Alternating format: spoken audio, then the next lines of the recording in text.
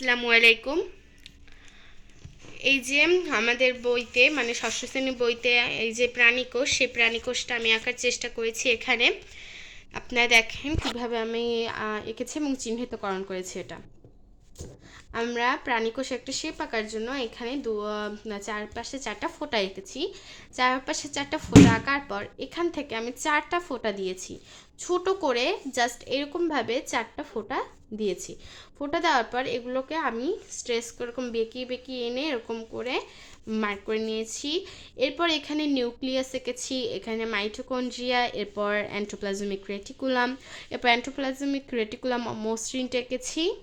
এখন আমাদের একটা লক্ষ্য করার বিষয় হচ্ছে, আমরা উদ্ভিদ কোষে যে এই শূন্যটা বা এরকম যে ডিম্বাকৃতি একটা চিহ্ন দিই, এটাকে আমরা উদ্ভিদ কোষে বলি আমরা উদ্ভিদ কোষে কি বলি? আমরা উদ্ভিদ কোষে বলি হচ্ছে লাইসোজোম, এবং প্রাণী কোষের ক্ষেত্রে বলি কোষ গহ্বর। এই যে কোষ গহ্বর এবং ওটা হচ্ছে লাইসোজোম। এটা খেয়াল রাখতে হবে উদ্দেশ্য যে উদ্ভিদ কোষের ক্ষেত্রে এই গোল চিহ্নটা হচ্ছে লাইসোজোম এবং প্রাণী কোষের ক্ষেত্রে কোষ গহ্বর। এরপর এখানে আমি দিয়েছি সেন্ট্রিওল এবং সেন্ট্রোসোম, মানে এই সব মিলিয়ে হচ্ছে সেন্ট্রোসোম।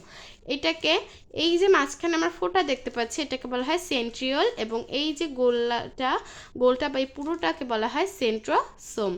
এরপর এখানে আছে এন্ডোপ্লাজমিক রেটিকুলাম মসৃণটা, আর এখানে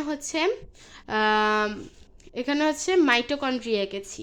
এরপর এখানে কতগুলো কোষ গহ্বর রেখেছি। এখানে এন্ডোপ্লাজমিক রেটিকুলাম মসৃণটা এঁকে দেওয়ার পর আমাদের সসম্পূর্ণভাবে হয়ে গেল, চিহ্নিতকরণ করার পর হয়ে গেল এটা একটা প্রাণীকোষ। আল্লাহ হাফিজ।